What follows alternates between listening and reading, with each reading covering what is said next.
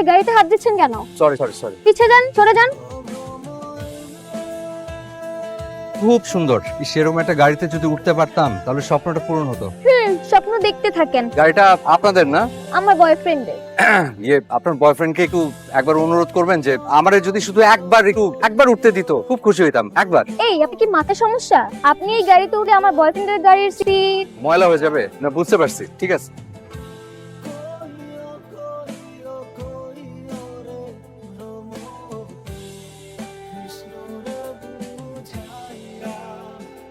Excuse me. Yes? I'm really sorry. আসলে আপনি আমাদের সাথে ট্যাঙ্ক করেছেন, রাইট? I'm really sorry. আমি আসলে কাটা যে আপনার না বুঝে কত কিছু বলে ফেলেছেন। তো আপনার নাম্বারটা একটু দেওয়া যাবে প্লিজ? যদি আপনার নাম্বারটা একটু দিতেন। আমি আসলে গোল্ড ডিগারদেরকে আমার নাম্বার দেই। খুব হোপলেস ফিল করছি জানিস? কেন? মনের মতো কাউকে খুঁজে পেলাম না। আচ্ছা, তোর সাথে প্রেম করার মানুষের অভাব। আমার সামনে যারাই পড়ে তার শুধু আমার ব্যাংক ব্যালেন্স দেখে, আমাকে কেউ দেখে না রে। আচ্ছা, তোকে কেন দেখবে বল? চলন্ত এটিএম কার্ড। কেউ না কেউ তো আছে যে টাকা না মানুষ খোঁজে, যে আমাকে শুধুমাত্র রিফাত হিসেবেই ভালোবাসবে। যদি আমার কিচ্ছু না থাকে তারপরও কখনো আমাকে ছেড়ে যাবে না। এই যুগে এমন মেয়ে পাওয়া ভাগ্যের ব্যাপার। এমন কাউকে খুঁজে পেতাম যে বড়লোকদের দু চোখে দেখতে পারে না। এই ওয়েট বড় লোক সহ্য করতে পারে না, এটা শুনে না ভার্সিটির ওই ডেঞ্জারাস মেয়েটার কথা মাথায় আসলো। কি যেন নাম মেয়েটার? শামা। মামা, ও ছিল ভার্সিটির অ্যান্টি রিচ কুইন। হ্যাঁ, ফুটানি মারা কাউকে ও সহ্যই করতে পারতো না। তাছাড়া বড় লোকদের তো সহ্যই করতে পারে না। ওর ধারণা বড় লোকরা হচ্ছে চোর, নয়তো বাটপার, বদমাশ। ফেসবুকে সার্চ করি, এ তো আমাদের বিবিএর শামা।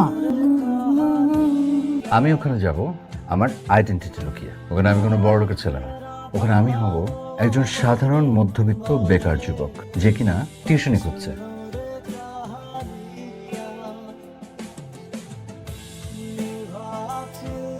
তো বসে পড়ছিস কেন? আমার পা শেষ। এই দেখ, পা কেমন লাল হয়ে গেছে। মামা দেখ, আমরা পুরো চিটাগাংয়ের এই মাথা থেকে ওই মাথা পর্যন্ত চষে ফেলেছি। কোথাও সামা নেই, কোনো সামা নেই। আমি বলি কি মামা, চলো আজকে আমরা চিলেকোঠায় ফিরে যাই, গিয়ে একটু রেস্ট নেই। বাসা তো কাছেই, কালকে আবার দেখবো। ঠিক আছে, আজকে নামে থাক।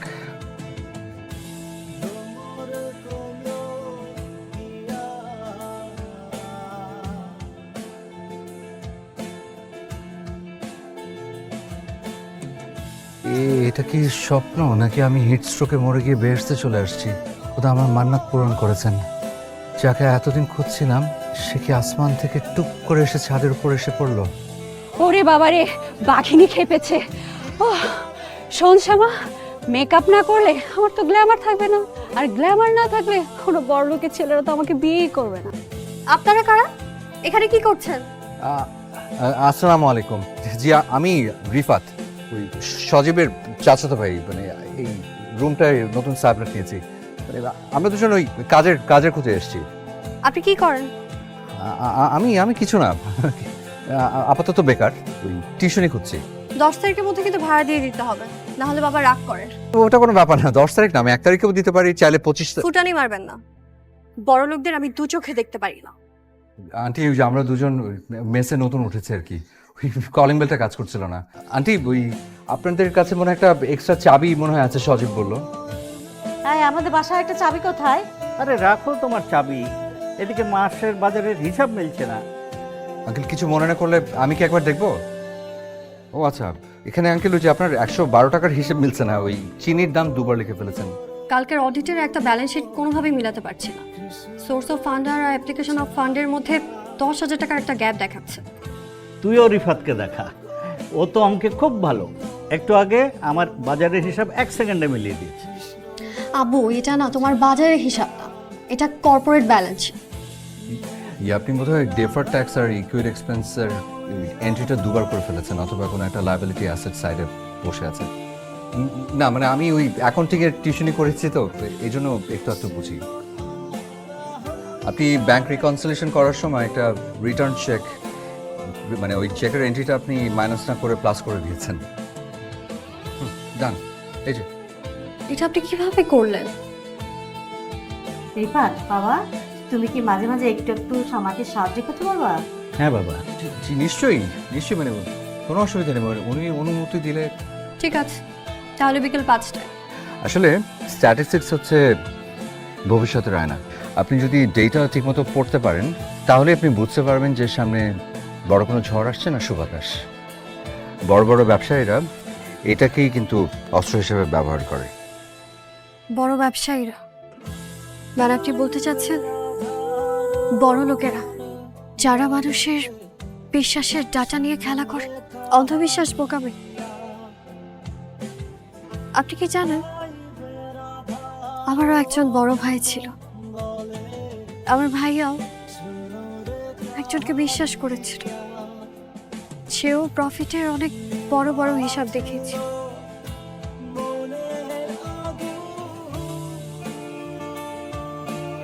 দিন শেষে সেই হিসাব মেলাতে গিয়ে আমার ভাইয়াকে তার জীবন দিতে হয়েছে।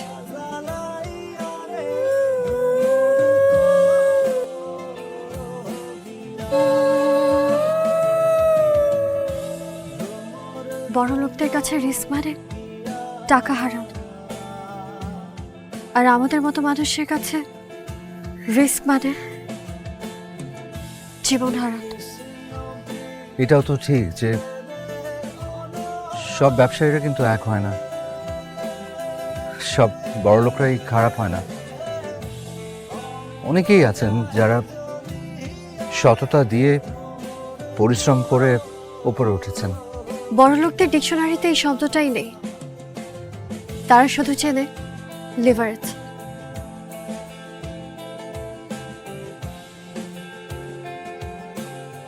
মানুষকে কিভাবে সিঁড়ি বানিয়ে উপরে উঠাছে সেটাই তাদের মূল অঙ্ক। অন্ধকারকে ঘৃণা করে কখনো অন্ধকার দূর করা যাবে না। ছোট্ট একটা মোমবাতি জ্বালাতে হয়। আপনার ঘৃণাটা থাক, কিন্তু ওই ঘৃণা আপনার চোখ দুটো যেন অন্ধ না করে দেয়। আরে আমাদের মিশন তো সাকসেসফুল, আর কি নিয়ে ভাবছিস? আমার কথা, এটা মেয়ের পুরো পৃথিবীটাকে একদম ধ্বংস করে দিয়েছে। ওই বড় লোকদের উপর ওর যা ঘৃণা, তাতে করে তুই যদি এখন তোর আসল পরিচয় ওকে দিস, ও নির্ঘাত তোকে মাটিতে জ্যান্ত পুঁতে ফেলবে। তার আর তাছাড়া আমি চাই না ও বড়লোকদেরকে সারা জীবন ঘৃণা করুক। এমন একটা উদাহরণ তৈরি করতে হবে যাতে ও নিজে থেকে বুঝতে পারে যে পৃথিবীর সবাই এক হয় না। কি হয়েছে? অ্যাম্বুলেন্সের জন্য ওয়েট করতে গেলে অনেক দেরি হয়ে যাবে। আপনি প্লিজ আপনাদের গাড়িটা একটু বের করেন, আমাদের এখনই যাওয়া দরকার। রাস্তার মধ্যে ভীষণ জ্যাম থাকে, পৌঁছাতে। হ্যাঁ প্লিজ আঙ্কেল, আসছে।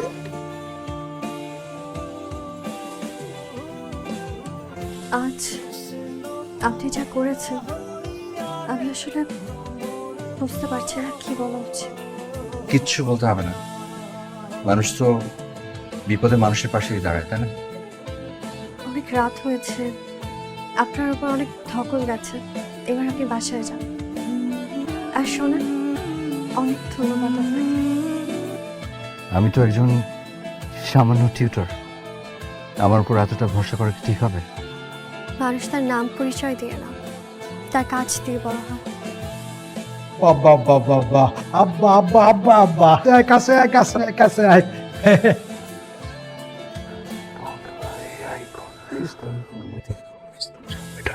সরি, আমি আসলে আহা, কি চমৎকার, কি বিরল দৃশ্য। কি শুধু তুই পছন্দ করলেই হবে? আমার সম্মতি লাগবে না? আমি তোমাকে সবকিছু বলতাম, কিন্তু সামাই আসলে আমার ব্যাপারে এখনো কিছুই জানে না, তাই তো? শোন, শ্যামা এবং তার পরিবারকে আমার খুব পছন্দ হয়েছে। তুই ভুল পথে হাঁটছিস না, লোকে ভাববে তুই ওদের সরলতার সুযোগ নিচ্ছিস।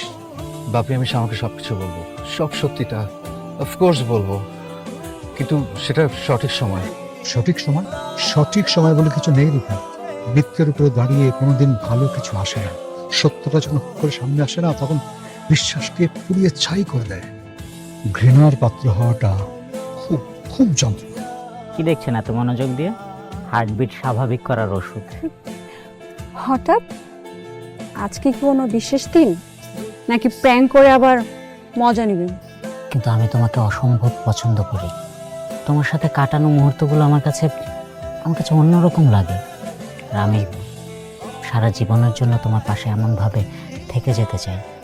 তুমি না আসলে গাধা ভিকি, টাকা থাকলে কোটিপতি হওয়া যায় না, সুন্দর একটা মন লাগে। তোমার সেটা আছে, আর আমার ঠিক এমনটাই পছন্দ। হাতে করে ফেলে দে, ফেলে দাও। সাহস তো মন্দ না, তুমি আমার মেয়েকে ফুল দাও। কে তুমি? তোমার লজ্জা করে না? তুমি সিম্পল মেসে থাকা একটা ছেলে, যার চাল চুলার কোনো ঠিক নাই, এসেছো আমার মেয়ের সাথে প্রেম করতে। বাসায় আয়না আছে? নিজের চেহারাটা কোনোদিন আয়নায় দেখেছো? আন্টি আমি খবরদার, একদম চুপ। তোমাদের মতো ফটকা ছেলেরা মেয়েদেরকে ফুসলিয়ে তাদের জীবন নষ্ট করার চেষ্টা করো। যে ছেলে নিজের দায়িত্বই নিতে পারে না, সে নেবে আমার মেয়ের দায়িত্ব। বলবো সে কেন তোমাদের মতো টাউট বাটপার, যাদের কিনা বংশ পরিচয় নাই, তাদেরকে ভাড়া দেয়। আন্ডারস্ট্যান্ড? চল কোনা। দাঁড়ান আন্টি, কিন্তু আপনি যাদেরকে মেসের সাধারণ ডাল খাওয়া মাস্টার ভেবে এই বাড়ি থেকে কুকুরের মতো দূর দূর করে তাড়িয়ে দিতে চাচ্ছেন, তারা এই দেশের টপ ক্লাস 1%-দের একজন। Mirza Arsalan Rifat, legacy group of ইন্ডাস্ট্রিজের একমাত্র উত্তরাধিকার। আর তার বাবা ওই দিন ফতুয়া পরে ড্রয়িং রুমে বসে ডাল ভাত খেয়ে গেলেন, ডক্টর মাহবুব মির্জা। আর আমি নাফিজ ইকবাল ভিকি, ইউনিয়ন বাংলা ব্যাংকের মালিক এমপি রেদওয়ান ইকবালের ছেলে। সামাতো বড় লোকদের দুই চোখে দেখতে পারেন, যে কারণে রিফাত ছদ্মবেশে এই বাড়িতে মাস্টার সেজে আছে। নইলে ওর মতো ছেলে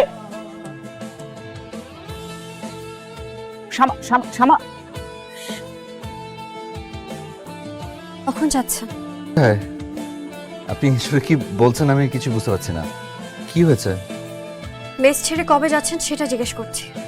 আপনার ছেঁড়া শার্ট, আপনার ওই ঘামে ভেজা মুখ, আর আপনার এই দারিদ্রতার নাটক তো শেষ।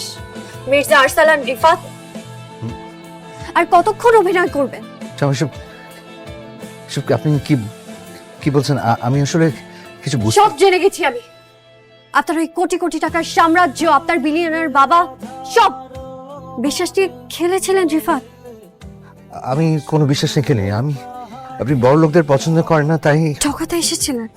না, আমি কোনো ঠকাতে আসিনি শামা। আমি শুধু এমন একটা মানুষের খোঁজে এসেছিলাম যে মানুষ। প্লিজ চুপ করুন, প্লিজ। আর কত মিথ্যা বলবেন? সাহস থাকলে সত্যিটা স্বীকার করেন। আমি বলছি আপনার আসল উদ্দেশ্য কি ছিল? আমাদের এই বাড়িটা, আমাদের এই সাধারণ বাড়িটা আপনাদের খুব পছন্দ হয়েছিল, তাই না? লেগেসি গ্রুপ এখানে লাক্সারি অ্যাপার্টমেন্ট বানাবে। আপনাদের তো অনেক টাকা। Please Shama, please. আমি এসবের কিচ্ছু জানতাম না। এসব জমি, অ্যাপার্টমেন্ট, প্রজেক্ট আমি কিচ্ছু জানি না। That was just a coincidence. Coincidence? বড়লোকের ছেলে আমাদের চিলেকোঠায় এসে ওঠা কোইন্সিডেন্স। আপনার সাথে আমার দেখা হওয়া কোইন্সিডেন্স। আপনার অফিসের জিএম আসা কোইন্সিডেন্স। আপনার বাবার গরিব সাজা কোইন্সিডেন্স। সবই কি কোইন্সিডেন্স? আসলে আপনারা এমনই বিশ্বাসঘাতক, প্রতারক। আপনাদের মতো অমানুষদের জন্যই আমার সহজ সরল ভাইটা তার জীবন শেষ করে দিয়েছে। আপনারা সবসময় মানুষের সরলতার সুযোগ দিয়েই টাকা কাম। আর কত টাকা লাগে আপনাদের? শামা প্লিজ, প্লিজ, আমি তোমাকে যথেষ্ট। আর একটা শব্দও বলবেন না। আপনার এই দামি ভালোবাসা আপনি আপনার কাছেই রাখুন। এখনই এই মুহূর্তে আমাদের বাড়ি থেকে বের হয়ে যান। আর কখনো আমাদের সামনে আসবেন না, কোনোদিনও। যে মানুষটা তার পরিচয় নিয়ে মিথ্যা বলতে পারে, সে আর যাই হোক বিশ্বাসের যোগ্য না।